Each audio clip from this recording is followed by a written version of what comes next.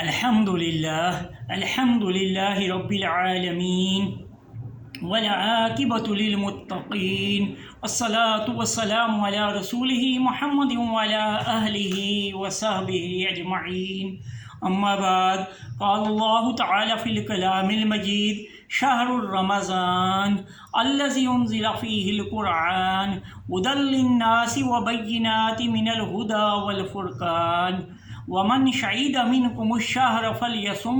ومن کان مریضا او علی سفر فعدۃ من ایام اخر یرید اللہ بکم الیسر ولا یرید بکم العسر ولتکملوا العدۃ ولتکبروا اللہ علی ما ہداکم ولعلکم تشکرون وَإِذَا سَأَلَكَ عِبَادِي عَنِّي فَإِنِّي قَرِيبٌ أُجِيبُ الدَّعْوَةَ الدَّاعِ إِذَا دَعَانِي فَلْيَسْتَجِيبُوا لِي وَلْيُؤْمِنُوا بِي لَعَلَّهُمْ يَرْشُدُونَ۔ صدق اللہ العظیم۔ نہایت قابل احترام سامعین محترم، رمضان المبارک کے حوالے سے ہماری یہ گفتگو جاری ہے، اور رمضان المبارک کے حوالے سے ہم نے گزشتہ درس میں یہ دیکھا تھا کہ جس طرح کہ ابتدا میں عرب کے اندر وہ روزے کا ماحول اس طرح سے نہیں تھا، باقی عبادات تو ہوتی تھی، تو ابتدا میں یہ جزوی طور پہ جو ابتدائی آیات میں نے تلاوت کی تھی، جس میں اللہ رب العالمین نے ہمیں یعنی جزوی طور پہ جو ہے وہ روزے کا حکم دیا تھا۔ نبی مہربان صلی اللہ علیہ وسلم کو وہ ایام معدود تھے، یوم بیعث تھے، یعنی 13، 14 اور 15 چاند کی تاریخ کو روزے رکھے جاتے تھے، اور آہستہ آہستہ نبی مہربان صلی اللہ علیہ وسلم کی امت کو جو ہے وہ پھر اس ٹریک پہ لایا گیا، اور پھر اس کے بعد پھر ان کو رمضان المبارک جو مہینہ ہے اس کے پورے روزے رکھنے کا حکم وہ ان آیات میں آیا ہے۔ تو قرآن مجید کا یہ جو سورہ بقرہ کا رکوع نمبر 23 ہے، تو اس کے اندر پورے روزے کے احکامات ہیں۔ انشاءاللہ اس کے بعد آگے بھی گفتگو ہوگی۔ تو اس میں ہم نے دیکھا تھا کہ پہلے جس طرح فرمایا گیا تھا کہ کما کتب علی الذین من قبلکم لعلکم تتقون، کہ تم سے پہلے جیسے امتوں کے اوپر روزہ فرض کیا گیا تھا، تو اس میں کوئی احکامات نہیں تھے، تو اس وقت پھر امت مسلمہ نے بھی یہی کیا کہ جس طرح ان سے پہلی امتوں کے اوپر روزے فرض تھے، اور ان کے روزوں میں یہ تھا کہ وہ یعنی روزہ جس دوران رکھتے تھے نہ تو اپنی بیویوں کے پاس جا سکتے تھے، اور نہ ہی جو ہے وہ یعنی شام کو اگر سو جاتے دوبارہ وہ سحر ہی کرتے تھے۔ تو یہ بہت سارے احکامات بعد میں جو ہے وہ اللہ رب العالمین نے جو ہے وہ ہمیں دیے۔ تو ہماری یعنی شریعت میں آسانیاں پیدا کیا گیا، شریعت میں رد و بدل اس طرح ہوا کہ پہلے آپ دیکھیں کہ حضرت موسیٰ علیہ السلام کی قوم کو جو ہفتوں میں جو عبادت کا دن دیا گیا تھا وہ یوم سبت دیا گیا تھا، اور پھر اسی طرح عیسائیوں کے اندر یوم الاحد تھا، یعنی ہفتہ اور اتوار، ہفتہ یہودیوں کے لیے تھا اور اتوار اسی طرح عیسائیوں کے لیے، اور اس کے ساتھ ساتھ پھر امت مسلمہ کے لیے جو ہے وہ جمعہ کا روزہ فرض کیا گیا، جمعہ کا ایک دن عبادت کے لیے فرض کیا گیا تھا، لیکن باقی امتیں جو تھی وہ اس پورا دن کوئی کام نہیں کر سکتی تھی، وہ صرف عبادت کرتی تھی۔ لیکن ہمیں کیا کہا گیا، فَإِذَا قُضِيَتِ الصَّلَاةُ فَانتَشِرُوا فِي الْأَرْضِ وَابْتَغُوا مِنْ فَضْلِ اللَّهِ، کہ جب روزے یعنی جمعہ کا وقت ختم ہو جائے تو تم زمین کے اوپر اپنا جو فضل اللہ رب العالمین کا فضل تلاش کرو، یعنی رزق کماؤ۔ تو ہماری شریعت میں آسانیاں پیدا کی گئی ہیں، اور یہ دین فطرت ہے۔ تو اسی لیے پھر ابتدا میں امت مسلمہ کو اس ٹریک پہ لانے کے لیے محدود دنوں کے روزے رکھوائے گئے، اور پھر اس کے بعد بھی یہ آیات نازل ہوئی، شہر الرمضان، رمضان کا مہینہ، الذی انزل فیہ القرآن، کہ جس کے اندر قرآن نازل کیا گیا، ھدی للناس وبینات من الھدی والفرقان، اور یہ انسانیت کی ہدایت کے لیے ہے۔ کیا چیز؟ قرآن۔ وبینات من الھدی والفرقان، اور یہ ہدایت اور گمراہی میں فرق بیان کرتا ہے،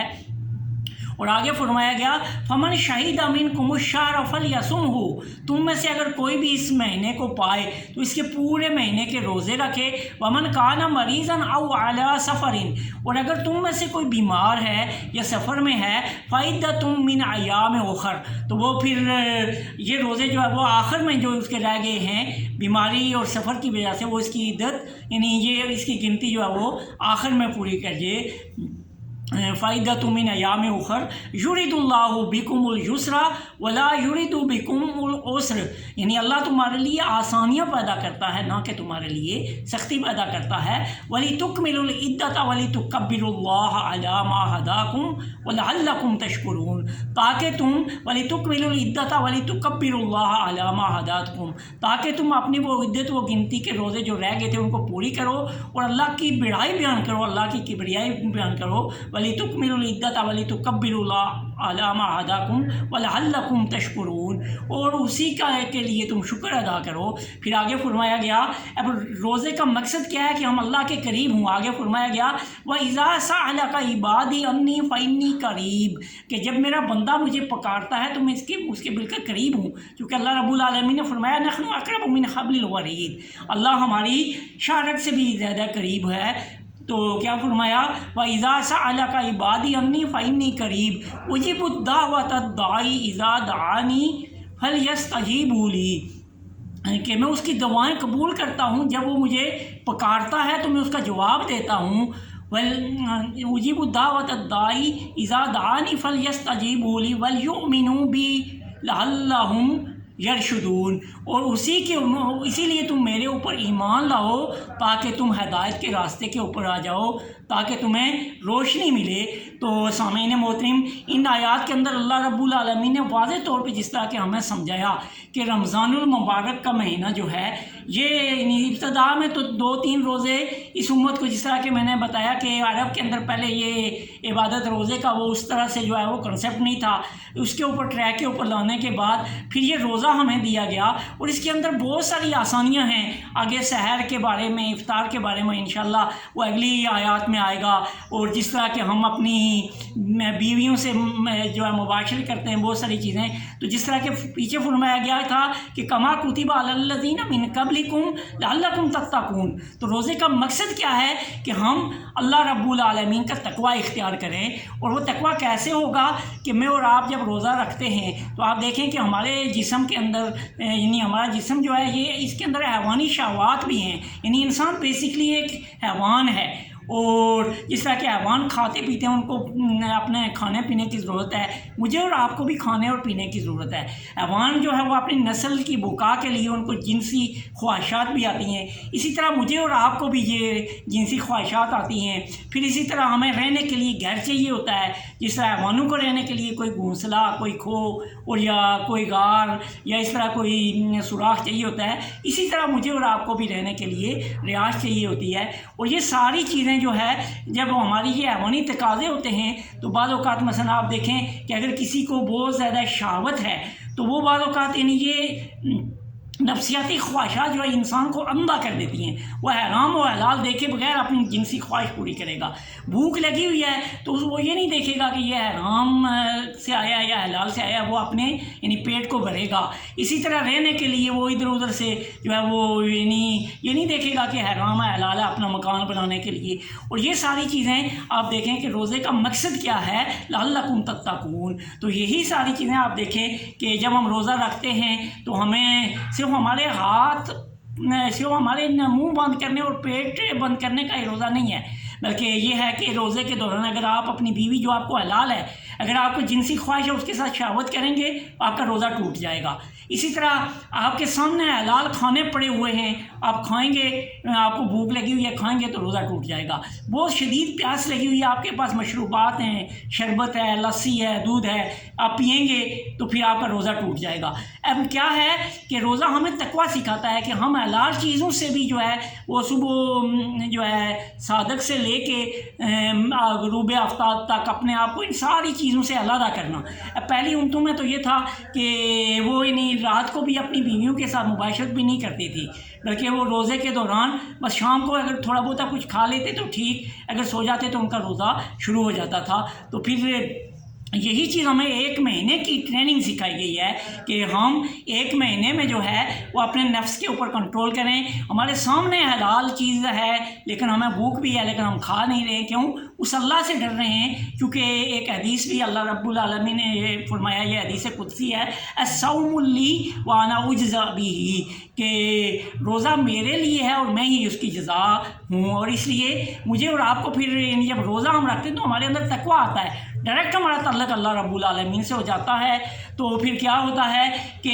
میری اور آپ کی آنکھوں کا بھی روزہ ہے. اگر ہم کسی غیر محرم کو دیکھیں گے ان آنکھوں سے پھر بھی ہمارا روزہ ٹوٹتا رہے گا. ہم کوئی غلط باتیں سنیں گے پھر بھی ہمارا روزہ ٹوٹے گا. اپنی زبان سے کسی کی غیبت کریں گے، کسی کے خلاف کوئی بات بہتان باندھیں گے، کوئی بات کریں گے، ہمارا روزہ ٹوٹ جائے گا. دل میں کوئی برے خیال لائیں گے پھر بھی ہمارا روزہ ٹوٹ جائے گا. تو کیا ہے؟ ان ساری چیزوں کا روزہ ہے. اور یہ 1 مہینے کی ٹریننگ ہے تاکہ 1 مہینہ جس طرح کہ ایک فوجی کو ٹریننگ دی جاتی ہے، اس ٹریننگ کے بل بوتے پہ وہ پوری اپنی فوجی زندگی گزارتا ہے اور بہت سارے جوہر دکھاتا ہے. اسی طرح جو ہے مجھے اور آپ کو 1 مہینے کی ٹریننگ دی جاتی ہے تاکہ ہم پورا سال اس ٹریننگ کے بل بوتے پہ اپنی زندگی گزاریں اور تقویٰ اختیار کرتے ہوئے اللہ رب العالمین کے پاس جائیں. اور یہی چیز اللہ رب العالمین نے فرمائی، شہر الرمضان، رمضان کا وہ مہینہ، الذی انزل فیہ القرآن، کہ جس کے اندر قرآن نازل ہوا، جو میرا اور آپ کا دستور زندگی ہے. فمن شہد منکم الشہر فلیصمہ، تو تم میں سے پس اگر کوئی اس مہینے کو پائے تو وہ اس کے روزے رکھے. اب دیکھیں نا کہ ہمارا دین فطرت ہے، لا اکراہ فی الدین قد تبین الرشد من الغی، یعنی اللہ نے دین میں کوئی کسی قسم کی تنگی نہیں رکھی ہے. وما جعل علیکم فی الدین من حرج، یعنی ہمارے لیے دین فطرت ہے. تو فرمایا گیا ومن کان مریضا او علی سفر فعدۃ من ایام اخر یرید اللہ بکم الیسر ولا یرید بکم العسر ولتکملوا العدۃ ولتکبروا اللہ علی ما ہداکم ولعلکم تشکرون، کہ ہم یعنی اگر بیمار ہیں یا سفر میں ہیں تو اس کو آخر میں ہم رکھ لیں گے، جب ہمیں یعنی اس کے بعد ہم ٹھیک ہو جائیں گے، سفر ختم ہو جائے گا، رمضان کے بعد پھر ہم وہ روزے رکھ لیں گے. تو اللہ نے تمہارے لیے آسانیاں پیدا کی ہیں، نہ کہ تمہارے لیے مشکلات پیدا کی ہیں، تاکہ تم اپنی وہ گنتی کے دن پورے کر سکو اور اللہ کی کبریائی بیان کرو اور اس کا شکریہ ادا کرو. کیونکہ جس طرح میں نے آپ کو کہا کہ روزے کا مقصد کیا ہے کہ ہمارے اندر تقویٰ آئے، ہم اللہ سے جڑیں. اور یہی چیز آگے فرمائی گئی، وَإِذَا سَأَلَكَ عِبَادِي عَنِّي فَإِنِّي قَرِيبٌ، یعنی اللہ رب العالمین تو ہر وقت قریب ہوتا ہے، لیکن رمضان کے اندر جو آپ افطاری سے پہلے بھی دعا کریں گے، جو بھی دعائیں کریں گے، اللہ رب العالمین بڑھ کے قبول کرے گا. اللہ رب العالمین فرماتا ہے وَإِذَا سَأَلَكَ عِبَادِي عَنِّي فَإِنِّي قَرِيبٌ، کہ جب میرا بندہ مجھے پکارتا ہے تو میں اس سے کہتا ہوں کہ میں قریب ہی ہوں. کیونکہ ایک جگہ اللہ رب العالمین نے فرمایا نحن اقرب من حبل الورید، کہ میں آپ کی اچھا رگ سے بھی قریب ہوں. تو فرمایا گیا کہ وَإِذَا سَأَلَكَ عِبَادِي عَنِّي فَإِنِّي قَرِيبٌ أُجِيبُ الدَّعْوَةَ الدَّاعِ، میں اس کی دعا کا جو ہے وہ جواب دیتا ہوں. اذا دعانی فلیستجیبوا لی، کہ جب وہ مجھے پکارتا ہے تو میں اس کا جواب دیتا ہوں. وَلْيُؤْمِنُوا بِهِ، اور میرے اوپر ایمان لاؤ. وَلَعَلَّهُمْ يَرْشُدُونَ، تاکہ تمہیں رائے ہدایت ملے، تمہیں جو ہے رائے ہدایت ملے، ہدایت کا راستہ ملے. تو ان آیات کے اوپر جب میں اور آپ غور و فکر کرتے ہیں تو ہمارے درمیان ابھی بہت عظیم مہینہ سایہ فگن ہونے والا ہے، کہ جس کے اندر ایک نیکی میں اور آپ کریں گے تو ہمیں 10 نیکیاں ملیں گی. قرآن مجید کیا ایک جو ہے وہ جو ہے آیت پڑھیں گے تو اس کی 10 نیکیاں ملیں گی، ایک کی بجائے 10. جس طرح الف لام میم ہم پڑھتے ہیں تو یہ 3 حروف ہیں اور اس کی ہمیں 30 نیکیاں مل جائیں گی. الف ایک حروف ہے، لام دوسرا اور میم، یعنی 3 یہ ایک آیت بنتی ہے تو اس کی ہمیں 30 نیکیاں مل جائیں گی. الف لام میم ہم پڑھیں گے تو اس طرح یعنی قرآن کے ساتھ بھی، چونکہ اس میں قرآن نازل ہوا ہے تو یہ قرآن جو ہے یہ قرآن کا جشن بہاراں ہوتا ہے رمضان المبارک. آپ دیکھیں کہ جتنے بھی دنیا کے لوگ ہیں سارے اس قرآن سے تعلق پیدا کرتے ہیں. تراویح کے اندر حفاظ کرام اس قرآن کو سناتے ہیں، اور اسی طرح بہت سارے لوگ دین کو بھی یعنی بعض لوگ 2-2 3 قرآن ختم کرتے ہیں. اب قرآن کا تقاضا کیا ہے کہ شہر رمضان الذی انزل فیہ القرآن ہدی للناس وبینات من الہدی والفرقان، کہ یہ انسانیت کی ہدایت کے لیے ہے، اور یہ گمراہی اور نیکی میں جو ہے وہ فرق بیان کرتا ہے۔ اب وہ فرق بیان کرتا ہے تو پھر ہم اس کو تلاوت تو کرتے ہیں، تو اس کا مفہوم ہم سمجھیں، اس کے اوپر عمل کریں، تو پھر ہماری زندگیاں اور زیادہ بہتر جو ہو سکتی ہیں۔ تو رمضان المبارک کا مقصد کیا ہے کہ میں اور آپ اللہ کا تقوی اختیار کریں، لیکن اگر میں اور آپ روزہ اس انداز سے رکھیں گے، میں ایک مثال دیا کرتا ہوں کہ ہم نے روزہ رکھا